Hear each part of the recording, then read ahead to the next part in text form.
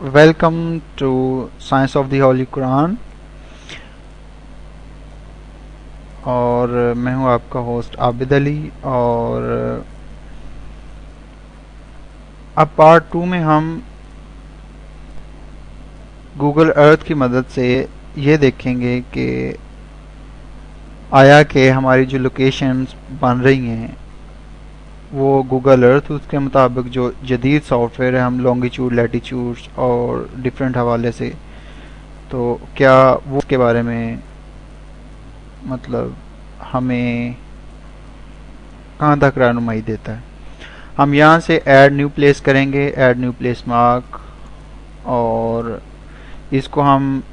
ری نیم کرتے ہیں QURAN قرآن سے، اور اس کی ہم پراپرٹیز میں جا کے پراپرٹیز میں گئے اور اس کو ہم نے کیا 59 نارتھ اور 21 ایسٹ، ہم نے یہ کیا، اور اس کے بعد ہم اس پہ ڈبل کلک کرتے ہیں، اور اب ہم اس میں یہ دیکھیں گے کہ جو قرآن لوکیشن بتا رہا ہے وہ، اور جو یہ گوگل ارتھ لوکیشن بتاتا ہے وہ، اس کے لحاظ سے یہ کون سی لوکیشن بنتی ہے۔ اب ہمارے سامنے گوگل ارتھ کا یہ جو وائٹ کلر میں لکھا ہوا ہے یہ ہمارا قرآن کے مطابق ہے، اور قرآن کے مطابق بالٹک سی کی لوکیشن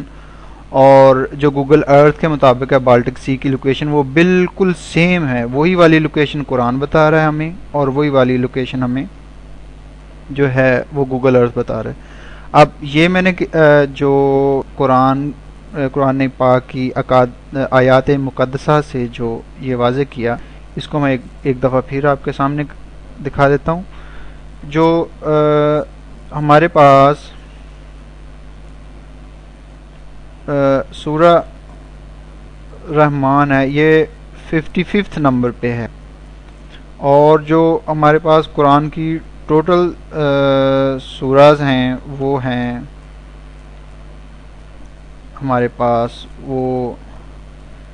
114، اور اگر اب ہم یہ دیکھیں کہ 114 میں سے 55 مائنس کریں تو یہ بنتا ہے 59،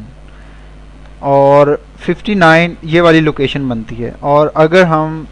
جو ہماری آیت نمبر ہے جو ہم تلاوت کی ہے وہ ہمارے پاس ہے، آیت نمبر جو ہے ہماری وہ 21 تک جاتی ہے، 19 سے لے کر 21 تک۔ اور جب ہم گوگل ارتھ پہ اسے دیکھتے ہیں لانگیچیوڈ اور لیٹیچیوڈ، تو تب یہ جیسے ہم نے دیکھا یہ 59 نارتھ اور 21 ایسٹ، 23 ایسٹ بنتا ہے، اور یہ اس ویلیوز کے بہت ہی زیادہ قریب بنتی ہے۔ لانگیچیوڈ، لیٹیچیوڈ 59.5 اور 23، اور جو قرآن کے مطابق جو ویلیو ہے اس کے بہت بہت قریب ویلیو بنتی ہے یہ والی، یعنی کہ 59 نارتھ اور 21 ایسٹ۔ اور اس سے ایک اور بات بھی واضح ہوتی ہے کہ جو قرآن کی صورت جو ہم پڑھ رہے ہیں اس کو ٹوٹل صورتوں میں سے اگر ہم مائنس کر دیں تو وہ ہماری نارتھ ویلیو نکلتی ہے، اور جس آیت کی ہم تلاوت کر رہے ہیں اس کا جو نمبر ہے وہ ایسٹ ویلیو بنتی ہے، یعنی کہ ہم آئندہ آنے والی جو ہماری ایپیسوڈز ہیں اس میں ہم اسی رول کو مد نظر رکھتے ہوئے ڈفرینٹ لوکیشن جو قرآن کے مطابق بن رہی ہیں اس کو فائنڈ کرنے کی کوشش کریں گے۔ اب ناظرین ایک اینڈ پہ ایک اور بات کہ میں نے جو اس پروگرام میں عرفان القرآن کو چوز کیا ایز اے ٹرانسلیشن، اس کی مین وجہ یہ ہے کہ عرفان القرآن کا جو ہے ٹرانسلیشن یہ بہت زیادہ سادہ اچھے انداز سے کی گئی ہے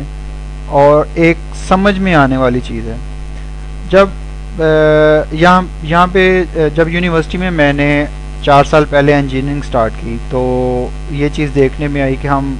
ڈیفینیٹلی والدین جب گھر سے روانہ کرتے سامان دے کے ہاسٹل میں بچے کو رہنے کے لیے تو ساتھ میں قرآن دیتے ہیں کہ بیٹا قرآن پڑھنا. ہوتا کچھ یوں ہے کہ عام طور پہ مارکیٹ میں ایسے ترجمے اویلیبل ہیں کہ جو ایک دفعہ پڑھنے سے پڑھتا ہے بندہ عقیدت سے پڑھتا ہے قرآن کو, دوسری دفعہ پڑھتا ہے, تیسری دفعہ پڑھتا ہے. اب وہ ترجمہ اس طرح الجھا دیتا ہے کہ انہوں نے لفظی ترجمہ اس طرح سے کیا ہوتا ہے کہ وہ اتنا الجھا دیتا ہے کہ چوتھی دفعہ پڑھنے کو دل نہیں کرتا. اب ایسا یہ صورتحال ہو جاتی ہے کہ 4 سال گزر جاتے ہیں, اسٹوڈنٹ قرآن کو ہاتھ ہی نہیں لگاتے,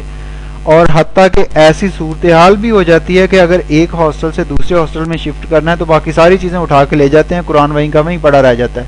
کیونکہ وہ قرآن کے اصل میں حقیقت تو یہ ہے کہ قرآن سائنس کی سب سے بڑی کتاب ہے, سائنس کی دنیا میں سب سے بڑی کتاب ہے. لیکن جب اسٹوڈنٹ اسے پڑھتے ہیں, قرآن کو پڑھتے ہیں اور انہیں لفظی ترجمے کی وجہ سے سمجھ میں نہیں آتا, وہ آسا قرآن سے دور ہوتے جاتے ہیں. اب عرفان القرآن میں سب سے خاص بات یہ ہے کہ جو ہے پروفیسر ڈاکٹر محمد طاہر القادری, انہوں نے بڑے ہی اچھے انداز سے قرآن کا جو ہے وہ اس کو سمجھ میں آنے والا ترجمہ کیا ہے. اور اگر ہم دیکھیں کہ ترجمہ ٹرانسلیشن کا مطلب ہی یہ ہے کہ ہم جب اگر ایک زبان ہے اس کو دوسری زبان میں ٹرانسلیٹ کرتے ہیں تو ترجمے کا مطلب ہی یہ بنتا ہے کہ آپ دوسری زبان میں آسانی سے سمجھ آنے والے الفاظ استعمال کریں, نہ کہ آپ اس طرح سے لوگوں کو الجھا دیں کہ وہ مطلب دوسری دفعہ کوئی قرآن کھولے ہی نہ. اب اسٹوڈنٹ اس طرح سے ہے کہ ایک دفعہ قرآن پڑھتے ہیں, دوسری دفعہ پڑھتے ہیں, تیسری دفعہ وہ اتنا مطلب الجھ جاتے ہیں ذہنی طور پہ ہی کہ وہ بہت دور چلے جاتے ہیں. اب اگر ہم کسی عالم دین سے یہ بات کریں کہ جناب یہ اس طرح سے, تو وہ کہتے ہیں جناب یہ تو لفظی ترجمہ کیا گیا ہے اس وجہ سے یہ ایسے ہے. جناب اگر آپ نے ترجمہ ہی کرنا ہے اور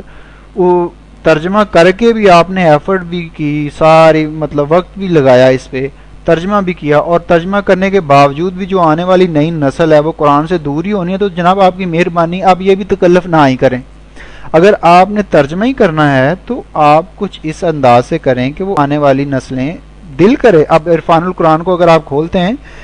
تو آپ اس کا عرفان القرآن کا جو ترجمہ ساتھ میں پڑھنا شروع کرتے تو دل نہیں کرتا اٹھنے کو, دل کرتا ہے کہ اگلی صورت بھی پڑھ لیں, اگلی صورت بھی پڑھ لیں, اگلی صورت بھی پڑھ لیں. اب میں تو ذاتی طور پہ,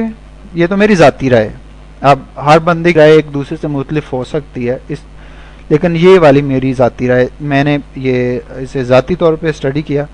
اور یہ والا میں نے جو نتیجہ یہی والا اخذ کیا. اب انشاءاللہ ہم بات کریں گے پارٹ 2 میں ایک نئی آیت کے ساتھ. تب تک کے لیے اجازت دیجیے.